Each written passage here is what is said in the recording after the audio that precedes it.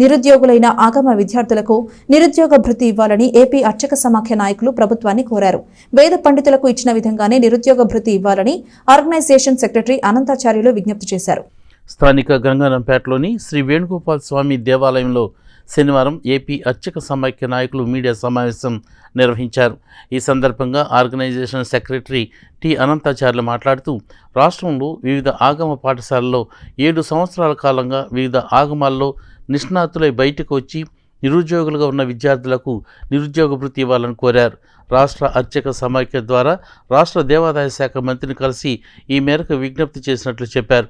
గుంటూరు జిల్లా అర్చక సమాఖ్య నాయకులు టి రఘు మాట్లాడుతూ అన్ని దేవాలయాల్లో ప్రసాద నాణ్యత పెంచాలని, ప్రతి దేవాలయంలో వైదిక కమిటీలు ఏర్పాటు చేయవలసిందిగా మంత్రిని కోరినట్లు చెప్పారు. ఈ సమావేశంలో నాయకులు జంధ్యాల గురునాథ ప్రసాద్, వేదాంతం మాధవ, దివి యోగానంద చక్రవర్తి ప్రభృతులు పాల్గొన్నారు.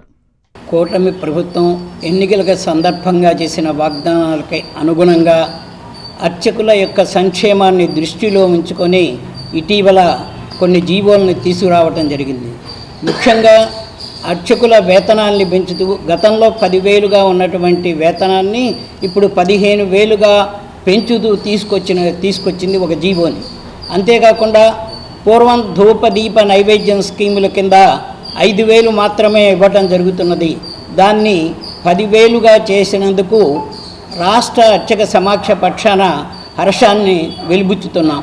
అంతేకాకుండా నిరుద్యోగులైనటువంటి వేద పండితులకి 3,000 రూపాయల నిరుద్యోగ భృతిని ఇవ్వటం కోసం కూడా జీవోని తీసుకురావటం అనేటువంటిది చాలా ముదావహమైనటువంటి విషయం. అలాగే ఇటీవల అంటే మొన్న మేము రాష్ట్ర దేవాదాయ ధర్మాదాయ శాఖ మంత్రుల్ని రాష్ట్ర అర్చక సమాఖ్య పక్షాన కలుసుకోవటం జరిగింది, ఒక ప్రతినిధి వర్గం.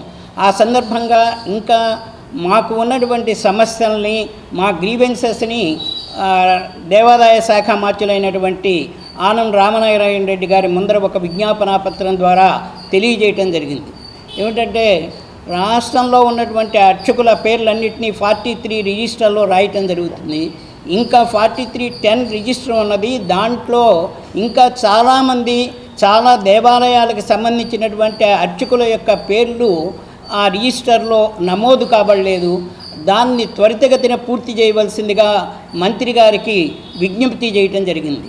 అంతేకాకుండా వేద పండితులకి, నిరుద్యోగులుగా ఉన్నటువంటి వేద పండితులకి 3,000 నిరుద్యోగ భృతి ఇస్తున్న విధంగానే 7 సంవత్సరాల కాలం ఆగమ పాఠశాలలో వివిధ ఆగమాలని అభ్యసించినటువంటి ఆగమ విద్యార్థులు బయటికి వచ్చి వాళ్ళు కూడా నిరుద్యోగులుగా ఉండటం జరిగింది. వాళ్ళకు కూడా 3,000 రూపాయల వేతనాన్ని ఇవ్వవలసిందిగా కూడా ముఖ్యంగా దీన్ని రాష్ట్ర దేవాదాయ శాఖ మంత్రుల దృష్టికి తీసుకువచ్చినప్పుడు వారు నేను దీన్ని ముఖ్యమంత్రి చంద్రబాబు నాయుడు గారి వద్దకు తీసుకువెళ్ళి ఈ సమస్యను పరిష్కరించడానికి ప్రయత్నం చేస్తాను, వారికి కూడా నిరుద్యోగ భృతి వచ్చే విధంగా నేను ప్రయత్నం చేస్తానని వాగ్దానం చేయటం జరిగింది. కాబట్టేసి ఈ సమస్యలను దృష్టిలో పెట్టుకుని రాష్ట్ర అర్చక సమాఖ్య పక్షాన మేము ప్రతినిధి వర్గం వారిని వెళ్ళి కలవటం జరిగింది. వారి సమస్యలకి సానుకూలంగా స్పందించడం జరిగింది. రాష్ట్ర అర్చక సమాఖ్య పక్షాన త్వరలో ఒక మహాసభను ఏర్పాటు చేయడానికి కూడా ప్రయత్నించడం జరుగుతుంది. గౌరవనీయులైన ఆంధ్రప్రదేశ్ దేవాదాయ ధర్మాదాయ శాఖ మంత్రులు శ్రీ ఆనం రామనారాయణ రెడ్డి గారిని ఆంధ్రప్రదేశ్ అర్చక సమాఖ్య ఆధ్వర్యంలో కలవడం జరిగింది. వారు మేము ఇచ్చిన అర్జీలపై సానుకూలంగా స్పందించారు. ఆర్థికపరమైన విషయాల్ని రాష్ట్ర ముఖ్యమంత్రి గారితో చర్చించి త్వరలో నిర్ణయం తీసుకోగలవారమని, అదేవిధంగా DDNS స్కీము పెండింగ్లో ఉన్నవి, 4310 రిజిస్టర్లు పెండింగ్లో ఉన్నవి వెంటనే పూర్తి చేయాల్సిందిగా కోరగా వారు దానికి అనుకూలంగా స్పందించారు. మేము ఇచ్చిన అర్జీలో ఈ ధూపదీప నైవేద్యం స్కీము ప్రస్తుతం పల్లెల్లోకి మాత్రమే అమల్లో ఉంది. పట్టణాల్లో కూడా అనేక మంది పేద అర్చకులు దేవాలయాలకు కూడా ఈ DDNS స్కీమ్ పట్టణ ప్రాంతానికి కూడా వర్తింపజేయమని కోరాము. వారు తగు పరిశీలన చేసి దీని మీద ఒక చర్య తీసుకుంటారు.